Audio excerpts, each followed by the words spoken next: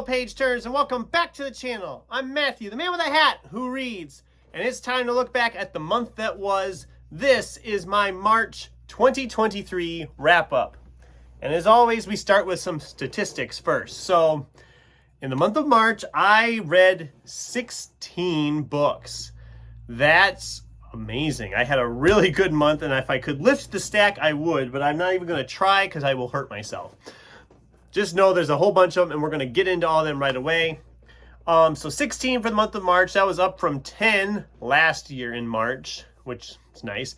And that brings my year total so far to 35 for the year, up from 29 last year at the same point. So, what did I read? Let's start with some library books, because these didn't get to make it in the TBR video, because I picked them up after the TBR last month. So, we'll start with them right over here. So, first off, of the library books, I read Godspeed by Nicholas Butler. I'd previously read his novel Shotgun Love Songs, really enjoyed it, was ready to try something else by him. This was his most recent one, and it's about a construction crew building a house, and I did not love it.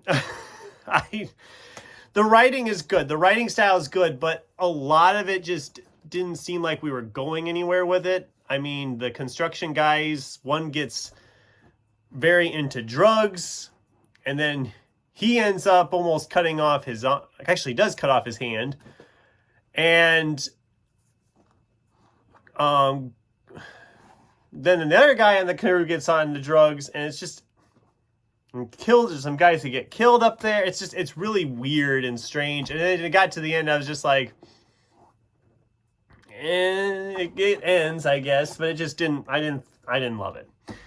And then there was Stephen King's Fairy Tale. That's his most recent book published by Mr. King, and I liked it okay. I didn't love it. I know some people are really high on it and some people hate it. I was kind of in the middle. I liked it for the most part. I liked more of the non-fantasy elements. I think when it seems like when he got down into the fantasy world, it seems like I started to zone out a little bit. I don't know. I liked the build up to it. And I think if it was just been a novella leading up to him like going down in this hole and then it ended, I'd have loved it so much. And I did like it. I just didn't love it. And I know I'm in the minority there, I'm sure. So, but those were my library books I got this last month and read. So let's dive into the actual stuff of my own I read, because there's still 14 more books to talk about here. So, first up, the first book I finished of the month was Gabrielle Zevin's The Storied Life of A.J. Fikry. This is a reread. I mainly picked this up to reread because I wanted to watch the movie that was on Hulu, and I wanted to get make sure it was all fresh in my mind. I had thoughts about the book and the movie adaptation. I'm going to make a video at some point. I just haven't gotten it done yet, but I do kind of want to talk about it because I have issues with the movie adaptation. Let's just say that. And it's a weird reasoning, but I'm not going to get into it right now. Maybe next week I'll get a video out for that or something. But then I finally got Andrzej Sapkowski's The Lady of the Lake. This is the last novel of The Witcher. I did a video talking about my thoughts on the Witcher series, so I'm not going to go into all that now. Frankly, this book did not work as well as some of the other ones have. And it's kind of become a progressive problem. I'm going to be unloading a bunch of these. I'm going to keep the 2 short story collections because I really enjoyed those, but the rest of the series I'm just going to kind of let go. I gave this 3 stars. It was for a while sitting at 2 stars. So it did redeem itself when we got into some of it towards the last third, but got to the middle there, I was ready to just give up on it completely. So then we have Simon Rich's New Teeth stories. This is another short story collection from Simon Rich. I last year read his short story collection, Hits and Misses, and really loved it. And I had a lot of fun with this collection too. Some of the stories, just as examples, there's a group about pirates deciding to raise a young stowaway child on board, which was fun. There's a woman that is expecting her family for Thanksgiving, but she's been raised by wolves, so it's very interesting there. Probably one of the best stories in this is, well, I'll just read what it says about it. The hard-boiled caper, The Big Nap, a weary 2-year-old detective struggles to make sense of a world gone mad. So, Baby Detective. It's bizarre as heck, but I loved it so much. And that's just it. I really am enjoying Simon Rich's stuff. I need to find more of it because I'm having a blast reading his stuff. He's a lot of fun. Then I finished Brandon Sanderson's Warbreaker. It was a little thick, but I did get through it. Again, I liked it fine. Oh, this was 4 stars, by the way, as is Warbreaker. I didn't... It almost seemed like there was too much going on, and maybe that's just a Sanderson thing. I don't know. But it seems like we were moving around to different characters, and there was one plot line in particular. I felt like whenever we went to that character, it seems like the book kind of slowed down, if that makes any sense. As a whole, I really liked this, and I'm obviously going to keep reading some Sanderson. I've got Mistborn sitting here. I'll probably read maybe next month. I don't know. We'll see. I do want to get to this, some more by Brandon Sanderson. Like I said, this was 4 stars. I liked it really good, but I didn't love it, if that makes sense. Then, Harry Potter reread Book 5 with Order of the Phoenix. What more do I need to say? It's still good. It still holds up. This was still 5 stars.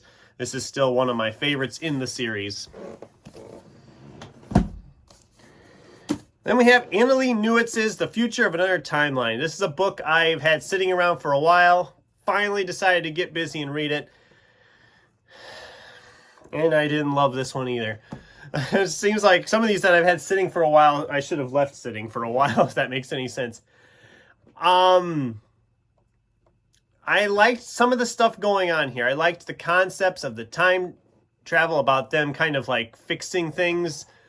I liked some of that, but it just seemed like we got into areas where I just didn't care. There was a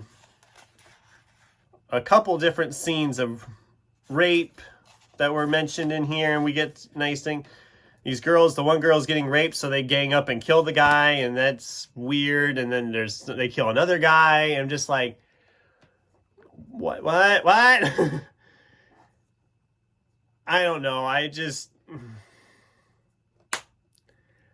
I'm in the minority. I know there's a lot of buzz about this book on the back and stuff, but it didn't really work for me. I liked some of what was going on. I liked any of the history stuff where like, oh, this is what history is really like. I'm like, okay, that's fun. That's cool. But as a whole, I just did not have a good time with this. And so I gave it 2 stars. And I'm in the minority, I know, but whatever.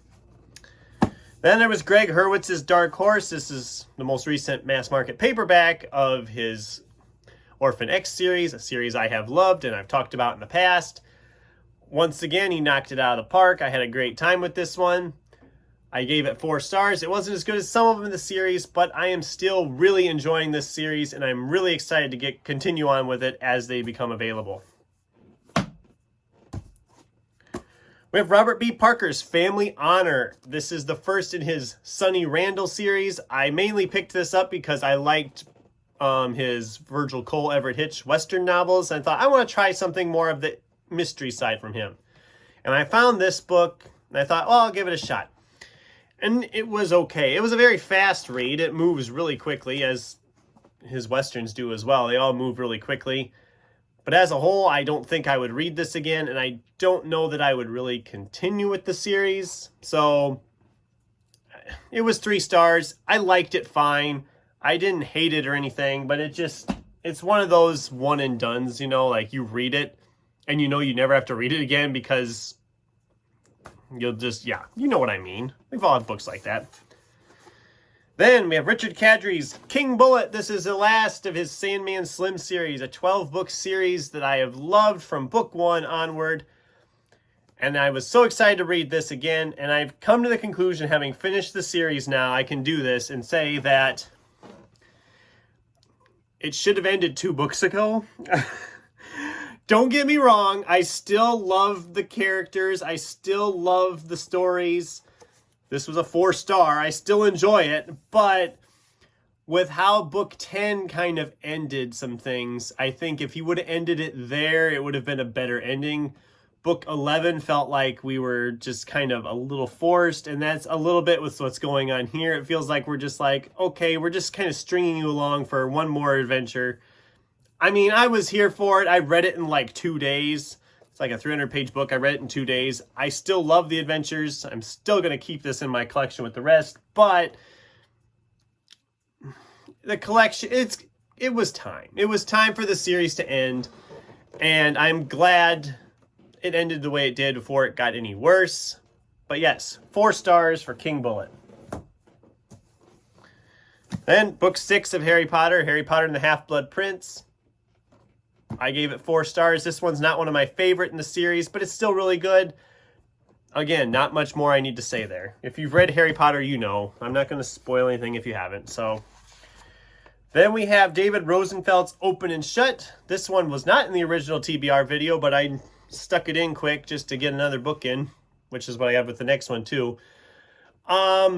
The dog is very misleading on this cover, as the dog is barely in the book. So if you're looking for a detective, if you're looking for a lawyer that has a dog that he spends a lot of time with, you're in the wrong spot. It's a decent crime courthouse thriller type deal. I didn't hate it, but I didn't love it. And there's like 24 of these books in this series, so I don't think I'll be continuing with it either. I didn't love it enough to continue onward. Then another reread from the Harry Potter stuff. I went ahead and did this because I knew I could do it in a day, and I did. This is The Tales of Beetle the Bard. I mean, if you've read Deathly Hallows, you know they talk about the Tales of Beetle the Bard. So I thought, I'm going to reread this too. It's only like 110 pages, so it doesn't take long. I flew through it again, 4 stars, just because it's not a necessary reading. The stories are fun, but most of them aren't all that important to the overall story of Harry Potter. But it is a nice little collection. I do enjoy it. And like I said, I read it in a day. And then it's done. I don't have to squeeze it into April. If you saw the April TBR video, you know I have a lot to read anyway. Then we have The Girl Who Could Move Beep with Her Mind by Jackson Ford. I loved this book a lot. I really enjoyed this. I almost was ready to give it 5 stars. It took me a long time to read. I kept picking up other things. It did have a little bit of a slog at times, so I did give it 4 stars. I did really enjoy it, and I am ready to move on to more in the series. I mean, the title is fun. I mean, the title tells you everything you need to know. I had a lot of fun with it, and I might be doing a review yet. I don't know. I haven't decided.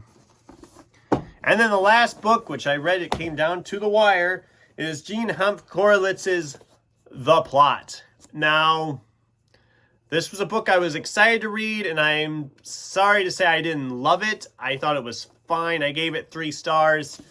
It just felt like we really meandered in the whole theme of that he stole this story from another young writer after the young writer had been announced he had died, and he kind of stole the idea and made all this success out of it. And then people are like, say, oh, you stole this idea, you're a thief and all that. That was interesting. I didn't need us to keep going back to the other chapters from the book that was written that we're talking about. I didn't really need that. It felt like we were just adding pages to get the page count up a little higher. It's only 320 pages, and it's fine. I didn't hate it, but I didn't really love it either. And it's not one I think I will be reading again. But that's it. That is the stack of books I read this month. 16 of them, like I said. And my favorite for the month, if you were keeping track, was King Bullet. Even though I only gave it 4 stars, it was still probably my favorite book of the month. Although Dark Horse and Girl Who Could Move Beep with Her Mind are up there too. I loved all 3 of those, and I can't count the Harry Potter ones because those are rereads. I'm not counting them in this type of thing. So that's my March wrap up. What did you guys think? Do any of these sound good that I talked about? Are you mad at me because I didn't like some of them? I mean, what did you guys read in March? I'd love to get a conversation going in the comments down below. Thanks for watching, and until next time, keep turning pages.